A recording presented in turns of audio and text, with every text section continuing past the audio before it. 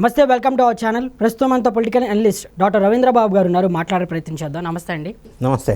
అయితే జగన్ గారి యొక్క పొదిలి పర్యటన మనం అందరం చూసాం కదా. అయితే ఈ పొదిలి పర్యటన సంబంధించి జగన్ గారు రీసెంట్గా ఒక ట్వీట్ వేశారు. ఏదైతే ఈ యొక్క సంఘటన అయితే ఉద్రిక్తత అనేటువంటిది ఒక సంఘటన చోటు చేసుకుంది కదా. ఈ అంశం మీద దీని వెనకాల టీడీపీ కుట్ర చేసింది, రాళ్ళ దాడి, ప్రతి దాంట్లో టీడీపీ ఇన్వాల్వ్ అయి ఉందని కుట్ర పన్నారని చెప్తున్నారు. దీన్ని ఎట్లా చూస్తారు మీరు? పులివెందుల ఎమ్మెల్యే పొదిలి పర్యటనలో పొగ ఎవరు పెట్టారు అన్న సమస్య నిష్పక్షపాతంగా మనం ఆలోచిస్తే ఫస్ట్ క్వశ్చన్, జగన్ రెడ్డి గారు ప్రభుత్వంలో గతంలో ముఖ్యమంత్రిగా ఉన్నప్పుడు ఎక్కడికి వెళ్ళినా కూడా పరదాలు కొట్టుకునేవాడు, చెట్లు కట్ చేసేవాళ్ళు, 10 కిలోమీటర్ల డిస్టెన్స్ కూడా హెలికాప్టర్ వాడేటోడు, పైన హెలికాప్టర్కి వెళ్తే కింద మనుషులు కూడా ఉంచేవాళ్ళు కాదు. అటువంటి వ్యక్తి ఈ గడిచిన 1 సంవత్సర కాలంలో పులివెందుల ఎమ్మెల్యేగా ఎక్కడ పర్యటనకి వెళ్ళినా పంచాయతీలు ఎందుకు అవుతున్నాయి అనేది ఫస్ట్ క్వశ్చన్. గుంటూరు మిర్చియార్డ్ గతంలో పర్యటనకి వెళ్ళారు. అప్పుడు ఎలక్షన్ కోడ్ కోడ్ వైలేట్ చేసి అక్కడికి వెళ్ళి మిర్చి బస్తాలన్నీ ధ్వంసం చేసి మిర్చి బస్తాలను కూడా లారీలు ఎక్కించుకొని తీసుకెళ్లిపోయారు. అది ఒక విధ్వంసం. రెండోది, ఇంకొక ఎగ్జాంపుల్ తీసుకుందాం. రాప్తాడు పర్యటనకి వెళ్ళాడు. రాప్తాడులో రచ్చ ఎందుకైంది,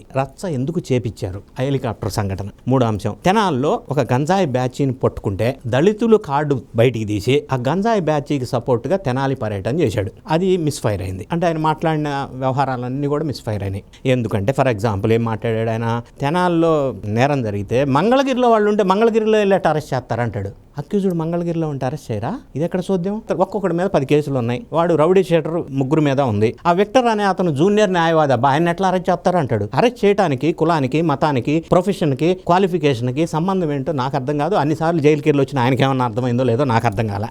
ఓకే, ఈ రకంగా తెనాలి పర్యటన మిస్ఫైర్ అయింది. తర్వాత ఇంకొక సంఘటన జరిగింది. ఆంధ్రప్రదేశ్లో మహిళలు, ఆంధ్రప్రదేశ్ రాష్ట్రం మొత్తం ఉవ్వెత్తున లేచి ఉద్యమానికి దారితీసే సంఘటన వాళ్ళ ఛానల్లో, వాళ్ళ స్క్రిప్ట్ ద్వారా, వాళ్ళ మనుషుల ద్వారా అమరావతి వేశ్యల రాజధాని, మనం వినకూడని వాడకూడని భాషని ఆ ఛానల్ ద్వారా వాడారు. అమరావతి అంటే 29 గ్రామాలకు సంబంధించిన క్యాపిటల్ కాదు, ఆంధ్రప్రదేశ్ రాష్ట్రం మొత్తానికి సంబంధించిన క్యాపిటల్. అది వేశ్యల రాజధాని అయితే అక్కడ హెచ్ఐవి వాళ్ళు ఉన్నారు అని చెప్తే ఇన్వెస్టర్స్ ఎట్లా వస్తారు, రాజధాని ఎట్లా డెవలప్ అవుతుంది? అంటే ఆంధ్రప్రదేశ్ ఆడవాళ్ల ఆత్మాభిమానాన్ని కించపరిచే విధంగా, మనోభావాలు దెబ్బతినే విధంగా అది తావిచ్చింది. పెద్ద ఎత్తున ఉద్యమాలు జరుగుతున్నాయి, కేసులు పెట్టారు, అరెస్టులు జరుగుతున్నాయి, అది వేరే సబ్జెక్ట్. ఇటువంటి ఉద్యమాలు ఉప్పొంగి పొందుతున్న వేళ, ఆ వేళ ఈయన పొదిలి వెళ్ళిన వేళ, పొదిలిలో పొగ వచ్చిన వేళ, అది తప్పు కదా. Is it the right time to visit Podili?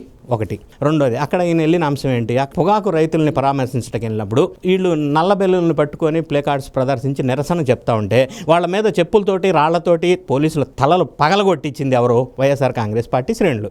ఎందుకు అక్కడ విధ్వంసం సృష్టించాల్సి వచ్చిందంటే ప్రతి పర్యటనలో విధ్వంసం జరుగుతూనే ఉంది. ఆ పొదిలిలో పొగాకు రైతుల గురించి పర్యటన చేసినప్పుడు పొగాకుకి సంబంధించిన బేళ్లన్నీ కూడా ధ్వంసం చేశారు. అది పనికి రాకుండా చేశారు. అది రైతులకు నష్టం. రెండోది, ప్రశాంతంగా నిరసన తెలుపుతుంటే మనోభావాలు దెబ్బతిన్న ఆంధ్ర రాష్ట్ర ఆడవాళ్ళు వాళ్ళ మీద చెప్పులు, రాళ్లు వేయవలసిన అవసరం ఏంటి? పోలీసు వాళ్ళ మీద రాళ్లేసి కొట్టవలసిన అవసరం ఏంటి? ఇది ఎవరు చేశారనేది మనం నిష్పక్షపాతంగా చూస్తే వైఎస్ఆర్ కాంగ్రెస్ పార్టీ వాళ్ళు ప్రీ ప్లాన్డ్గా చేసినట్టుగా అర్థమవుతుంది. ఇది పక్కన పెట్టి ఆయన ఉల్టా పల్టా ప్రభుత్వం మీద విమర్శలు చేస్తే అది యాక్సెప్ట్ చేయరు కదా. ఈయన ప్రతి పర్యటన ఇదే విధ్వంసానికి, ఇదే విమర్శలకి, ఇదే పంచాయతీ కారణం ఎందుకు అవుతుంది? అది మిర్చి రైతులు గుంటూరు కావచ్చు, పొదిలలో పొగాకు రైతులు కావచ్చు, తెనాళ్ళలో గంజాయి బ్యాచ్ కావచ్చు, రాప్తాడులో రచ్చ కావచ్చు, అన్ని అంశాలను మనం పరిశీలిస్తే ఈయన కావాలని శాంతి భద్రతల సమస్య సృష్టించడానికి ఇటువంటి పర్యటనలు చేస్తూ ఇలా క్రియేట్ చేస్తున్నారా అన్న అనుమానం రాక మానదు. సరే, అక్కడ మాట్లాడుతూ పొగాకు కేజీ 36,000 అన్నాడు, అది వేరే విషయం. నేను దాని గురించి విమర్శించట్లా, ఎందుకు మనం అట్లా అనకూడదు పాపం. అయినప్పటికీ ఇట్లా రచ్చకి కారణం కాకుండా పర్యటనలు చేసుకొని ప్లాన్ చేసుకుంటే బాగుంటుంది. ప్రభుత్వాన్ని విమర్శించడానికి, ఇక్కడ ఆయన విమర్శించడానికి ఏం లేదు. ఆ శ్రేణులు ఈ విధంగా చేయకుండా ఉండుంటే బాగుంటుండే. అయితే లా అండ్ ఆర్డర్ విషయంలో కూటమి ప్రభుత్వం వైఖర్యం చాలా దారుణంగా ఉంది. మమ్మల్ని ఇబ్బంది పెడుతున్నారని కూడా జగన్ వ్యాఖ్యానిస్తున్నారు కదా. ఇది ఎలా చూస్తారు మీరు?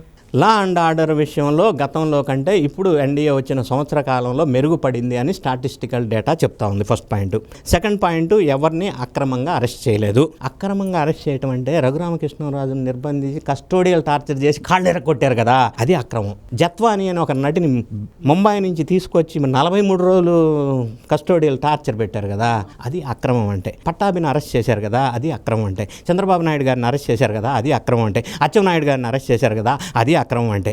ఇవి అక్రమ అరెస్టులు. వల్లభనేని వంశీని, పోసాని కృష్ణమురళిని వీళ్ళని చేస్తున్నారు కదా, ఇది సక్రమమైన అరెస్టు. అక్రమ అరెస్టులే చేయాలి అని అనుకుంటే 1 సంవత్సరం అయిన తర్వాత ఇప్పటికి కూడా ఏ ఒక్కరిని ఇటువంటి కస్టోడియల్ టార్చర్ కానీ అరెస్టులు కానీ చేయలేదు. అంటే వీళ్ళు ఎన్డీఏ ప్రభుత్వం వాళ్ళు సక్రమంగా చేయాలనుకుంటున్నారు కాబట్టి ఇంకా అక్రమాలు చేసిన వాళ్ళు కూడా ఇంకా జైలుకి వెళ్లకుండా వెయిట్ చేస్తున్నారు బయట. దాన్ని ఉల్టా పల్టా గవర్నమెంట్ మీద అంటే ప్రజలు చూస్తున్నారు, అన్నీ గమనిస్తూ ఉన్నారు. అది కరెక్ట్ కాదు.